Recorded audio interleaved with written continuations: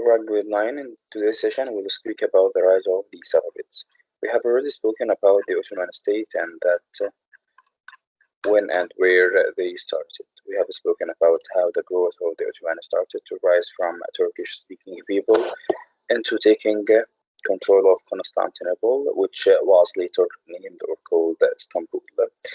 The Sultan Suleiman the Magnificent, we have spoken about him, and we said that he was given the title or the name the lawgiver because of what he has done to the state, and also the European people called him the Suleiman the Magnificent. Later, we have spoken about the society of the Ottoman people, and that the society was divided into three categories: the men of the sword, the men of the pen, and also the men of the husbandry. According to the religion, the Ottoman people, they just were Muslims and they started to rule upon the Islamic laws. They started to spread over the continent of Europe, Asia, and also in Africa, and started to breed their own culture. They treated the people very, very well, as their society was a diverse one and contained a lot of diverse people and diverse backgrounds of religion, like Jewish and also Christians. Later, because they were very developed and very modernized, and of course they used the gunpowder, they started to have opportunity to excel in both literature and also art. And they started to have their own background of literature and art from other civilizations like the Persian and also the Arab people. Later, the Ottoman state started to decline because of some corruption inside the state itself.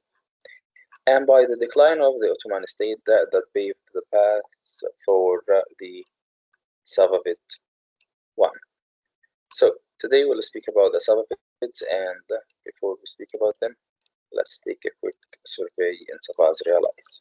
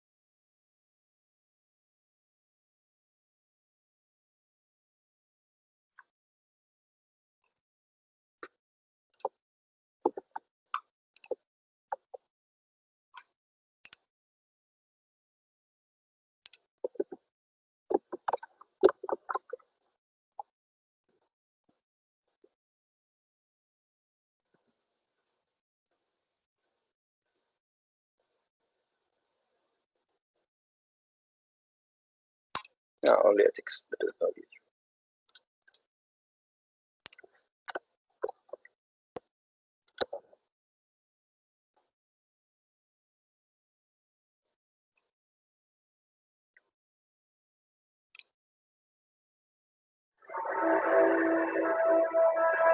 One of Suleiman's greatest rivals was to the east, the empire of the Persian Safavids. This was a Muslim enemy whose rival creed made them fierce antagonists of the Ottomans for centuries. The Safavids were also Turkic in their ethnic origins, and indeed spoke Turkish as a language of daily life. But they were moving into the Muslim world, unlike the Ottomans who were moving into the West. So for the Ottoman Empire, they formed sort of the boundaries, the easternmost boundaries of the Ottoman realm.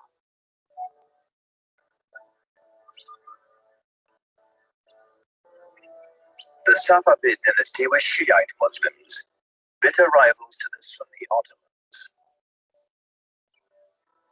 According to the Shiites, a leader had to be designated by his predecessor and had to be of the family of Muhammad.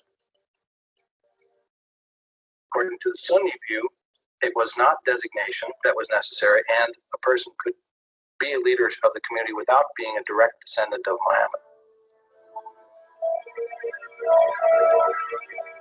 This challenge to legitimacy is the basis of the Shiite-Sunni split.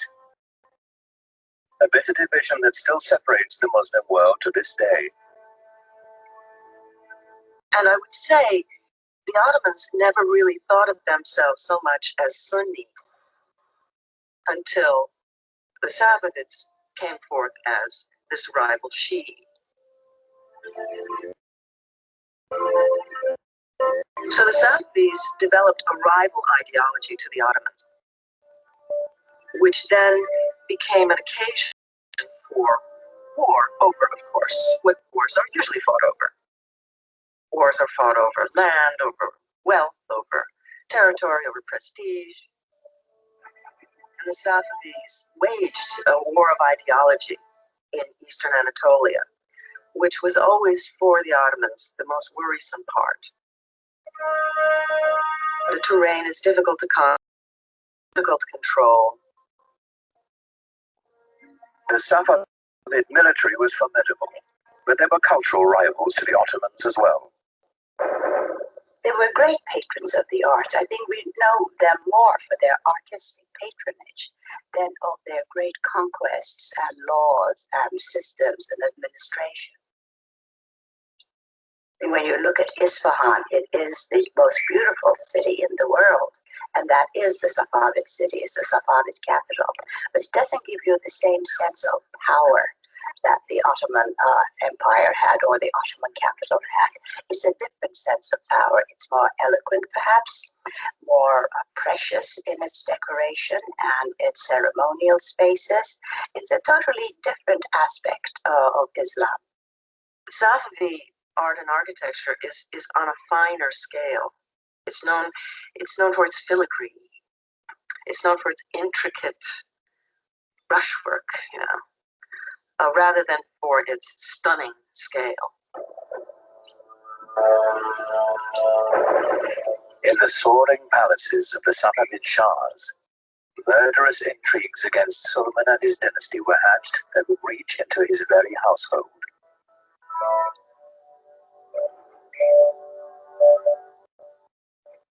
But Suleiman's eyes were on the west, where a fragmented and vulnerable Europe awaited his conquest. The Ottoman Empire encompassed everything from Egypt to Kurdistan, and he now had Hungary as well. But he had ambitions of going beyond that and actually bringing the larger portions of the world known to him, if not all of it, under his control. Suleiman's next step would be Vienna. Its conquest would drive a dagger into the heart of the European Habsburg Empire and open the way to the west. But as the heavily armed Ottomans set out for Vienna, the weather turned against them. The heavy cannon that had swept the Ottomans to victory after victory bogged down in the mud.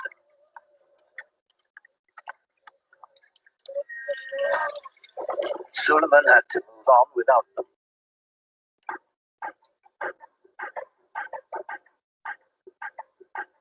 With only light artillery, the Ottomans relentlessly shelled the city. But the smallest breach was ferociously defended.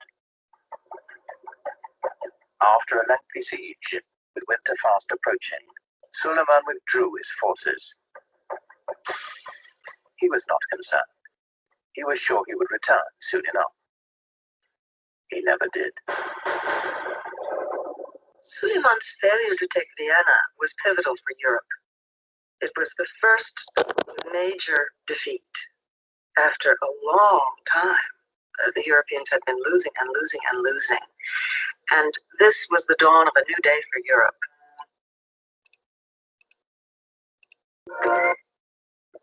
So once again, grade 9. Referring here to the maps.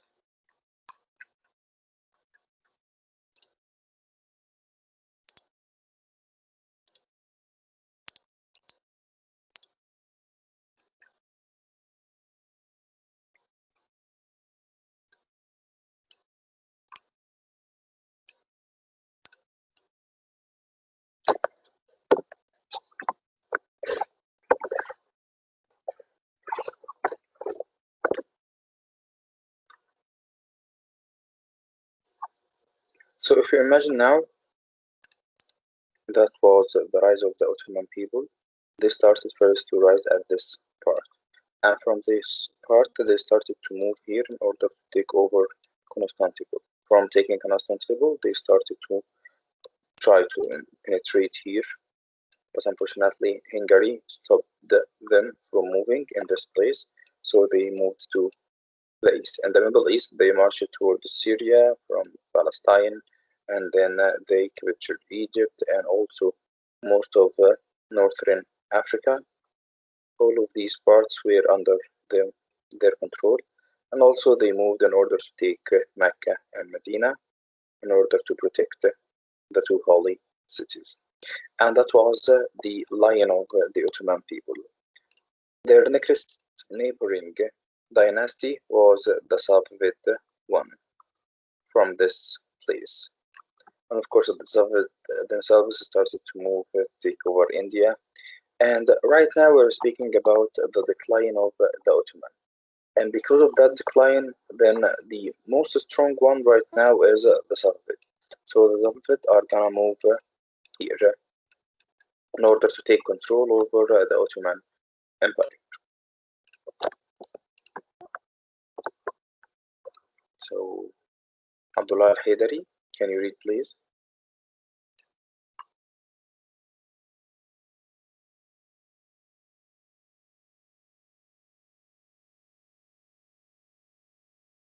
Salman,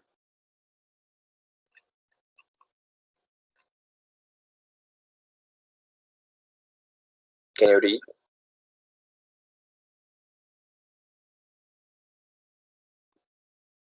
Yes, teacher. Yes. By the early, early, yeah, from here, teacher. yes, by the early 1500s. Okay, by the early 1500, the Safavid dynasty had united an empire in Persia, present-day Iran, and sandwiched between two exposing powers, India and the Ottoman Empire.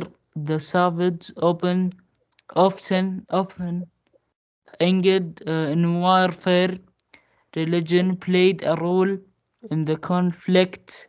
The Safavids, can you say, teacher, the name? Safavids. Safavids. Safavids were Shiite Muslims who enforced their beliefs in the empire. The Ottomans were Sunni Muslims who viewed the shifts as heritage. Heretics. Okay. So simply we're speaking about that in the early of 1500s. Now we have a rivalry empire trying to take control over the Ottoman people. The Ottoman, they were Muslims, they were Sunni Muslims, just like us. On the other hand, we have people in Persia or nowadays Iran, they were Shiites. And the only difference between Sunni and Shiite is that for the Shiites people, they think that to become a leader of the Muslim, you must be a direct descendant of our Prophet, peace be upon him. On the other hand, we Muslims, Sunni Muslims, we see that anyone can become a leader if he is worthy of the trust and the mission, of course. So those people now, they had some different thinking and perspective about the religion. Consequently, some conflict usually happened in the act of the warfare. And of course, most of the action of warfare or the conflict was due to religion, in their point of view, of course. So the Safavids were Shiites, but the Ottoman, they were Sunni. And the Ottoman people, they viewed the Shiites or the Safavid in a specific as heretics. Heretics like they are outside of the religion and must not be Muslims. From their own dynasty came Abbas the Great, which is the most important one of the Safavid rulers. Abdurrahman, can you read? So put in your mind, in the Ottoman we have Sulaiman the Magnificent. Now in the Safavid we have Abbas the Great. Abdurrahman. Yes, Can you read? I read. Yes. The most outstanding Safavid ruler or Shah was Shah Abbas the Great, who revived the glory of ancient Persia. From 1588 to 1629, he centralized the government and created a powerful military force modeled on the Ottoman Janissaries. Abbas used a mixture of force and diplomacy against the Ottomans. He also sought alliances with European states that had reason to fear Ottoman power. So, to speak about one of the most important shahs or one of the most important ruler of the Safavid Empire, we have a man called Abbas the Great. This man actually he was like so smart. The Safavid that were centralized here in nowadays Iran, which was the Persian Empire long ago. To speak about the Persian, we have always heard about the Persian and that they started to conquer all of the planet and moved into Europe and had conflicts with the Greek people until Alexander the Great stopped them. So Abbas here, he wanted just to take control and revive the earth or revive the heritage of his own people. So why not take a controlling of other civilization like the Ottoman, for example? And in order to do so, the Ottoman, as I showed you, they held much more territories than the Safavid. And here, of course, was also the Indian. We were speaking about the beginning. So here you have the Indian, here the Safavid,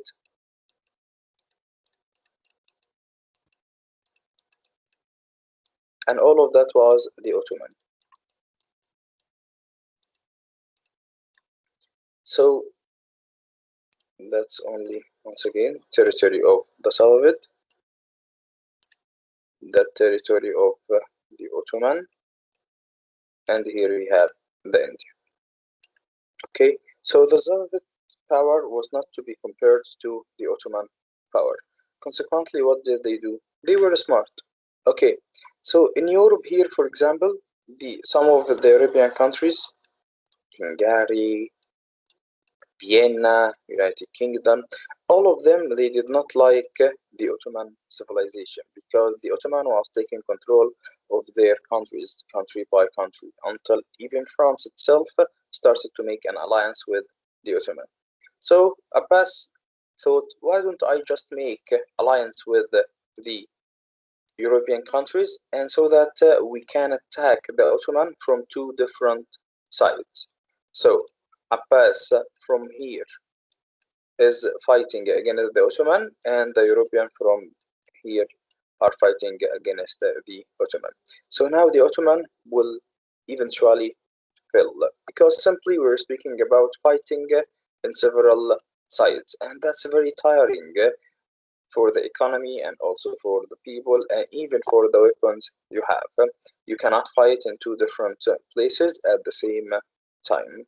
So Abbas tried to make alliance with the European countries, and also he had enough force in order to compel his conquest. So we found out that Abbas the Great, he was a glory ancient. He wanted to revive. That's important point.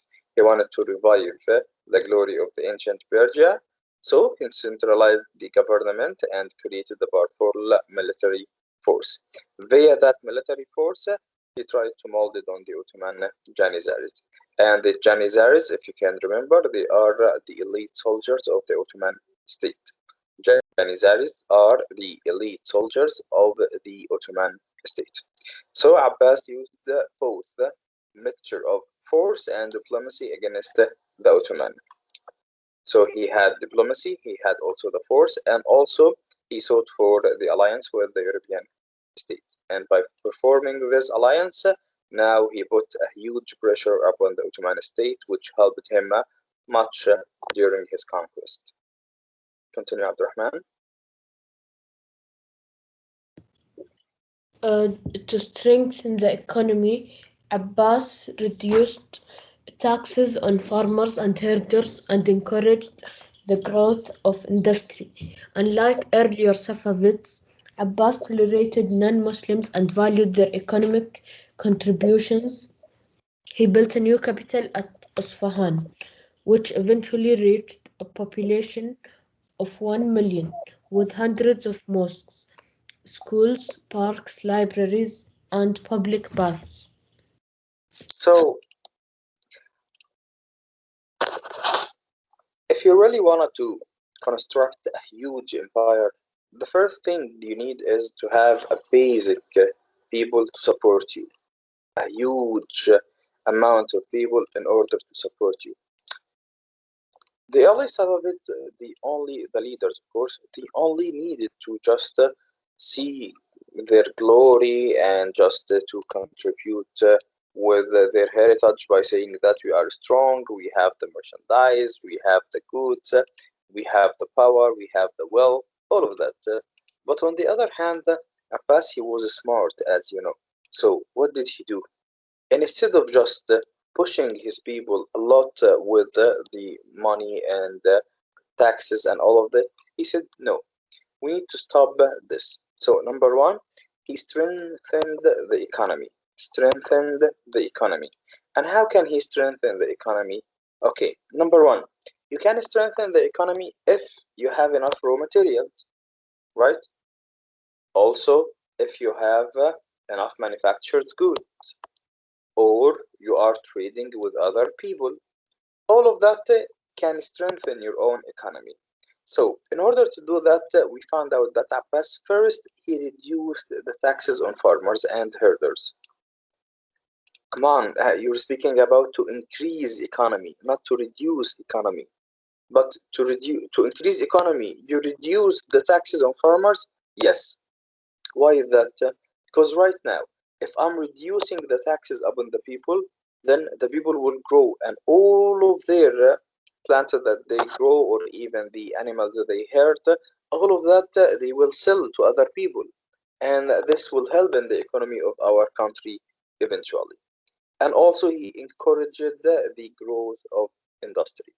So, remember one of the reasons that the Ottoman started to fill or started to decline was the corruption of the traders and merchants, because the European people they started to buy all the raw material from the Ottoman state, and by buying all the raw materials, the Ottoman had no raw materials to even manufacture themselves.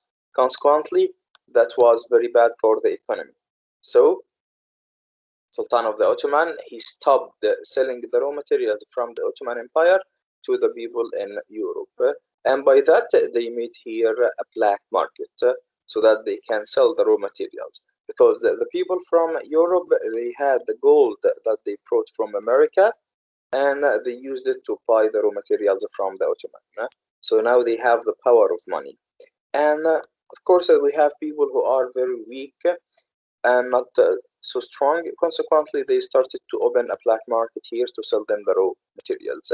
And of course, this thing was very bad for the economy of the state itself. It's not about becoming wealthy, it's about your own country.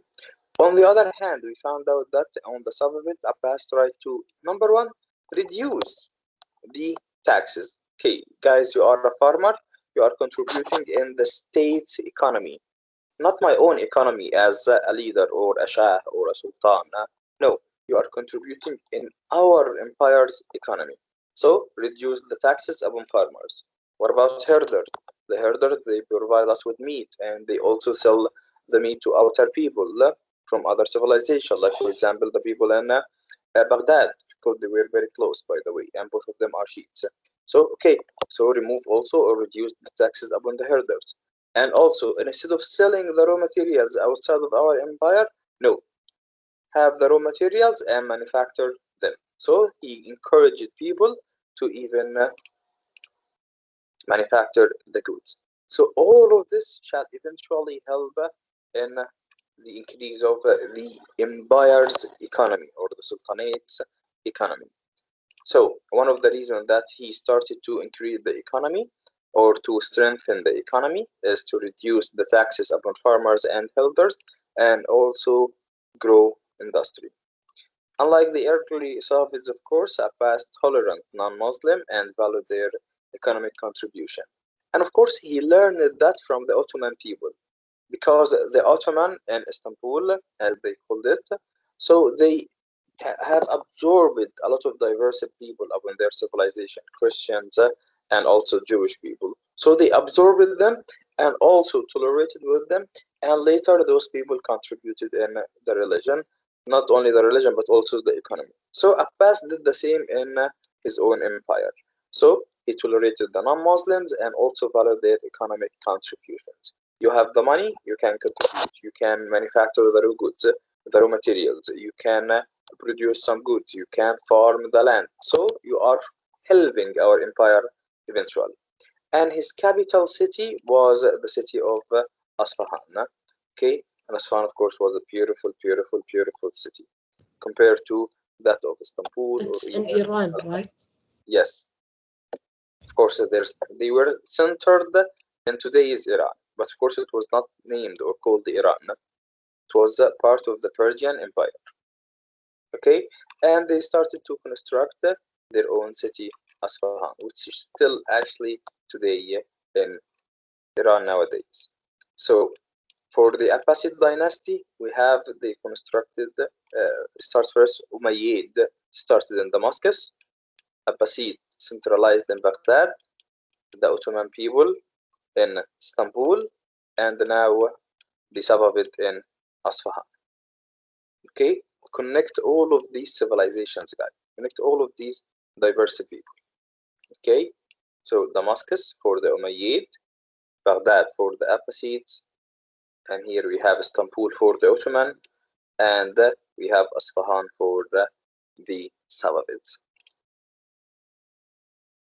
That way, where their capital situated, of course, which eventually reached a population of 1 million people. And of course, to speak about 1 million in the 1500s, that's very, very huge number of people, with hundreds of mosques, schools, parks, libraries, and also public paths. So actually, to speak about a city or a civilization or an empire or a sultanate, it's actually just like what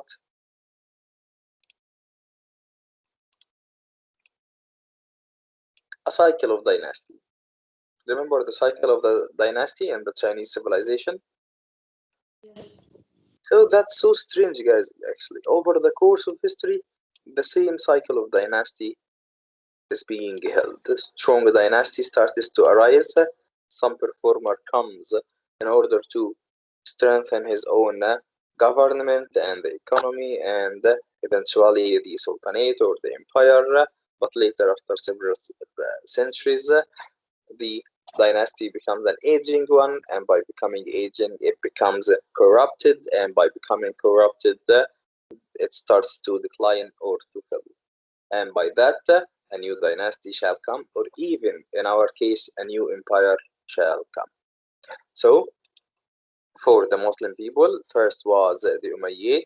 Once they become corrupted, Abbas the second came from Mecca, and he took control of Damascus, and he set his own civilization in Baghdad, and they made Baghdad one beautiful city, especially at the era of King Al-Ma'mun.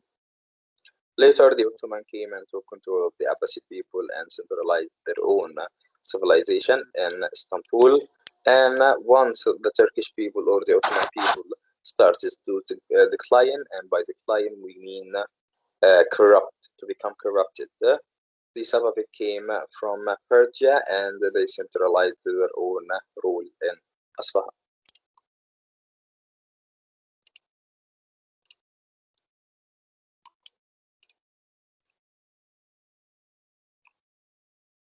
A center of art and trade. And also, as any other civilization, once you start to take care of your own dynasty or your own empire, your empire becomes very strong. And by becoming strong, You will take great interest in both art and trade and later literature, of course.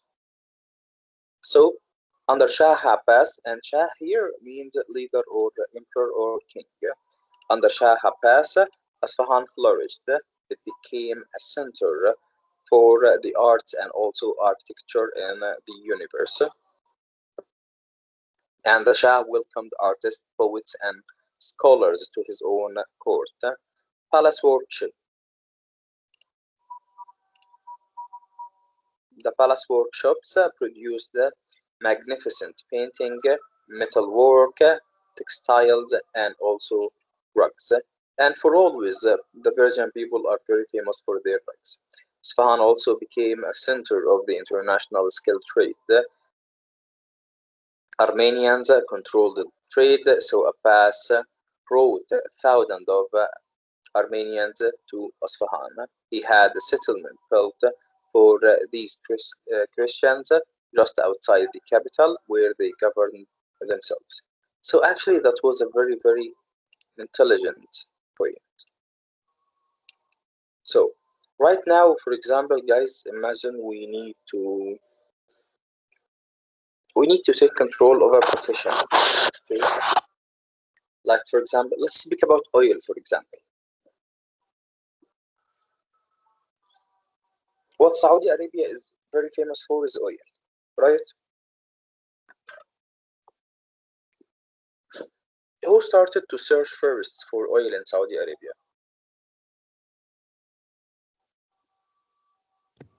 King Abdulaziz. No.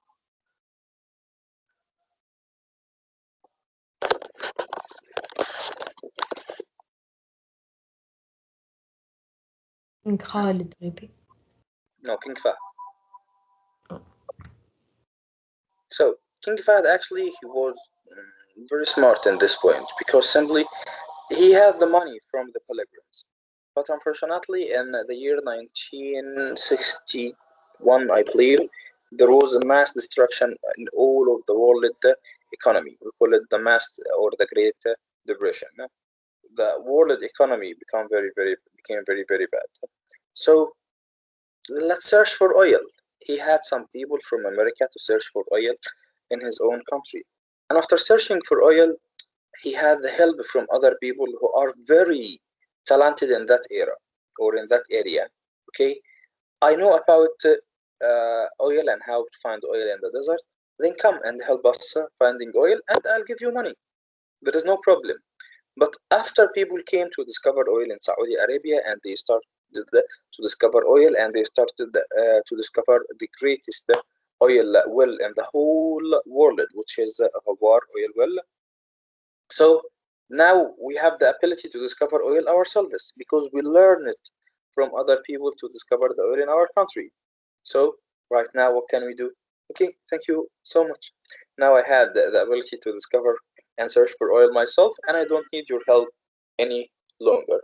Consequently, the Saudi Arabian people, step by step, started to take control of Aramco. And the first Aramco manager was Ali. Ali what? I can't remember his father's name, unfortunately. I'm sorry. So the whole idea is that I don't know how to find oil, so I'll bring people to find oil for me. And after finding oil for me, thank you so much. You learned me. Here is your money, okay, for what you have done for me. And right now I'll search myself. And that's how Saudi Arabia started to obtain the strongest oil company in the world. By what? By just learning from other people and then applying what they have learned. So on the other hand, here we have Shah Abbas. He wanted to take control of the trade, but unfortunately, I don't know how to do that.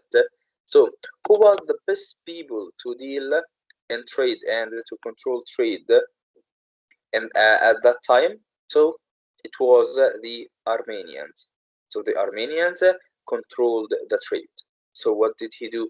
Okay, let's just bring thousands of Armenians in our country to teach us how to do that.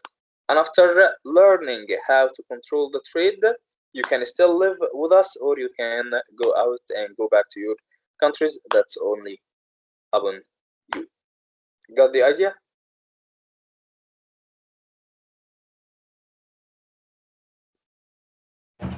Yes. So always, guys, be smart and do not be ashamed of learning something new from another one.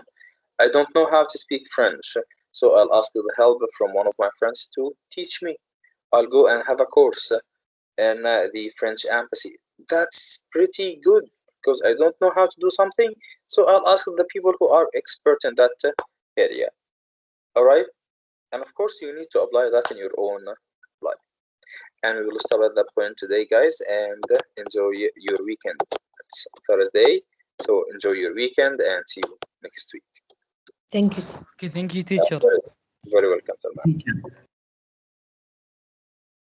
Very welcome, Abdullah. See you next week. Bye. Junior? Yes. Okay, have a nice weekend. Goodbye.